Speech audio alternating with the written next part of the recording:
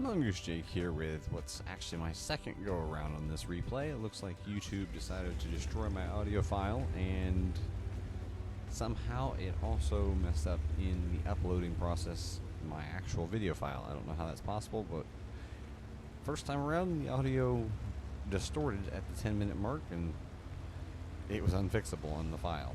So here we go again. But here I am in my JagPanther on Serene Coast. It's a tier 8 battle with, of course, the typical spread from tier 8 down to tier 6. I'm going to be playing my JagPanther with a lot of different styles here. As you see, I move up to a bush here. This one, especially if you knock a couple trees down, is very effective early on in hitting people crossing over there like I did, or taking very opportunistic shots here, like say on this Type 64, which, as you've seen, he just reversed. He didn't take off. He went dark, but he's not behind cover. I don't know why he did that, but hey, it's my chance to take advantage of his mistake. Now I'm going to land a shot in here into the turret of the T-37 as well. And like I said, this position here is great for landing these shots into enemies who are trying to make it over to the very critical C1 area, which personally is the most important part of this map, in my opinion. And I'm just trying to work in some damage early on to help out my teammates as they get up there and take that ridge. And now hopefully they'll be careful as they push over. But as you can see, they are just dying about as fast as they push over. And I spot this Churchill 7 and land a shot straight through the drive wheel. So I'm locking him in place by detracking him. And I'm just going to keep him pinned there till either I or somebody else finishes him. Now, trying to land another shot into that VK as he takes off. I'll just keep trying as he gives me the opportunity. Now he's dropped into dangerously low territory, and the Tiger P finishes him off. But this battle is going to showcase what the JagPanther is capable of. And basically also a very, very good lesson in reading the map. Like, for instance, I see that we've lost the east flank. Our Oods is bailing out, as he should. Probably should have bailed a little sooner. But we've lost that area.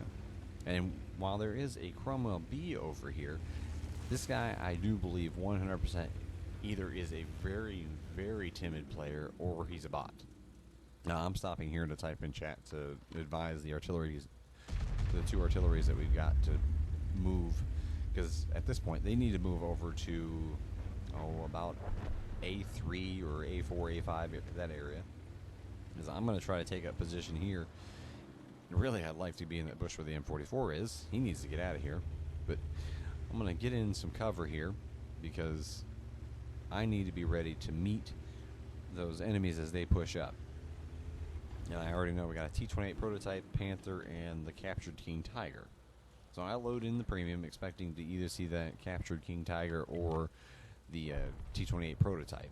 I don't need the premium for the Panther, but sure enough, here is the King Tiger. And that'll allow me to punch right through his turret. And I'm just going to keep laying in shots as long as he'll give me the opening for it. And I'm searching there, because basically I'm looking to shoot straight through the flat front of the turret, because with this APCR I can go right through it, no problem. And I notice here, I'm trying to get another shot, I'm looking on my map, and I'm seeing T-28 and the Panther have come through the middle, so I need to deal with these guys first. I'm backing down to make the bushes solid, and you see I land a shot into the commander's cupola. Now I got to deal with this Panther, so I need to respot him. I was not spotted. I'm glancing over the GW Panther. I'm sure he was spotted at the moment, and I actually got in the crossfire. Now I'm moving up. I'm going to let my binoculars activate and spot that Panther. Now I'm going to reverse, trying to get my gun down, and there. Able to get it down and fire with so much bush cover between me and him, I didn't even get spotted even still. On my left is that same Cromwell B. He had, at the beginning of the battle, drove straight to that bush and parked there. So either A, he's a bot, or again, he's a player that just is not going to budge. And I'm believing 100% he's a bot.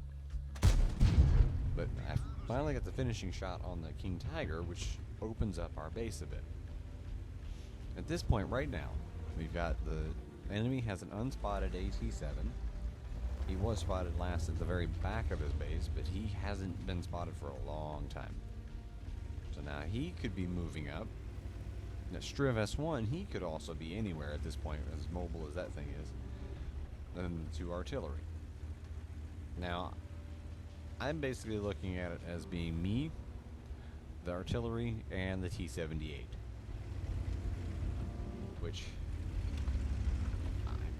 I'm still thinking there's a chance that Cromwell will move, because I hadn't been paying enough close attention to him to see if he had went AFK maybe back there. But at this point, again, I do believe he's just uselessly sitting back there as a bot. But I am going to move up here onto the far flank on the west to just see. I have this nagging suspicion that AT-7 is rolling up this way, either through the middle or over here. And the T-78 pushing through the middle, the only thing left to check is over here. And I have half of a suspicion I'll spot him here, but as I roll over. But of course, here is the T-78. He's spotting the AT-7, and he needs to bail. He needs to get out of there. He has the speed, mobility to get away from the AT-7, but for some reason, he keeps trying to engage him frontally. And the AT-7's at full health, and the T-78 just stuck around. I don't know what he was doing. I can't see clearly enough through the map to see exactly what he was doing, but as you see, neither our artillery is asking why or how. But now here's a full health AT-7. I need to work in some damage as much as I can. And I did not get spotted, but he's gonna know basically where I'm at. So I'm gonna try for one more quick spot, maybe get a shot in, and then I'm gonna move. And with me not spotting him again, he had to have dropped down in the ditch, and I am realizing that right now. So I move over, and I'm going to try to intercept him, because I still need to work in some damage before he gets too close. Because the JagPanther's mobile, and it can get around. But I don't want to get into a close brawl with the AT-7 while there's also two enemy artilleries still in play. Because while I might be able to actually outmaneuver him, the two artillery could easily detract me. I messed that shot up. I should have aimed a bit lower because it sailed over the top of him. And now here's the capture going. And I'm still thinking, okay, we got the Cromwell over there. He can at least spot.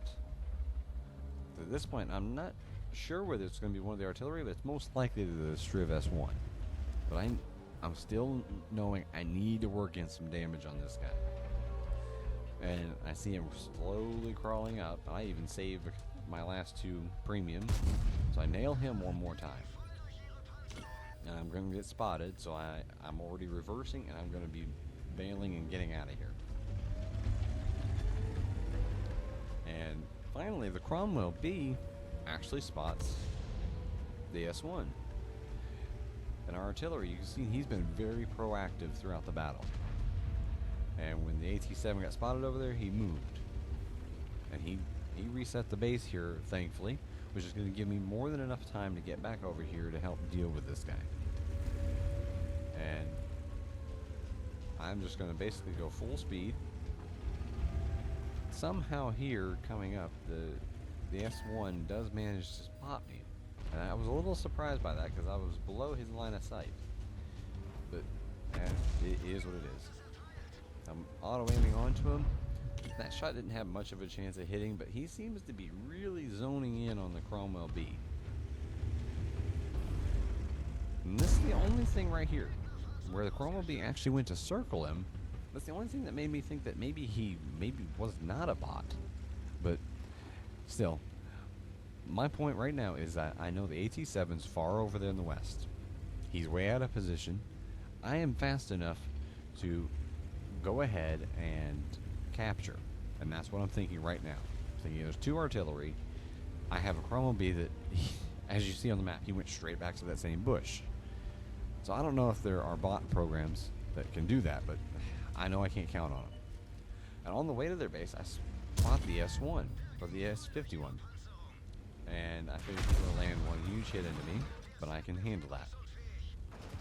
I actually ramp kill him, and I need to just get over there to their base. Because, at the very least, if I start the capture, our Cromwell B or JagPanther, they're going to get at least 1 reset, and we're probably going to be able to win by capturing. So I just motor on, and I'm going to get it over there, and I'm also going to be able to look out for the Crusader SP. And while I'm on the way here, I'm telling the JagPanther he probably should move over to where I just was, because as we know now, it's completely clear. He could easily get over there, and if he needs to fire and reset the base with the Cromwell spotting the AT-7, he can. Because by all means, the Cromwell's going to have the vision and camouflage advantage over the AT-7, who's going to be rolling in on the move. And basically, I'm just looking to see if maybe that Crusader SP is sitting in ambush for me here. Because there's a chance if he hit me, depending on AG, he could have either almost killed me or could have killed me. So I made it into the cap here safely, and I start the capture. The AT-7 is spotted, and somehow that Cromwell gets taken out. I don't know how. He must have just been sitting there and firing, because all he had to do was sit still and just stay put. But I'm going to go ahead and speed up the remainder of the battle here, because as a whole spoiler alert, you'll see it take place here in the background, but I do actually end up getting to capture the base and finishing off with a victory here. I kind of would have liked to go at least snag the artillery. See, I'm pointed back there because I suspect he's back there, but as it turns out, it was a very wise thing for me to start the capture as early as I did, because he was on the run to go over there to help capture. And if he had, that could have been game over and a loss, with me dealing almost 5,000 damage. But, as you can see here, I do actually finish it out. I don't risk it. I want to get the win. But that was my battle. Of course, it was an ace. I got a number of ribbons there, along with a high caliber and an invader. But that just showcases the JagPanther's flexibility and versatility. It can move, it can flank, it can spot, it can do it all. But I hope you enjoyed this. Mongoose Jake, thank you for watching.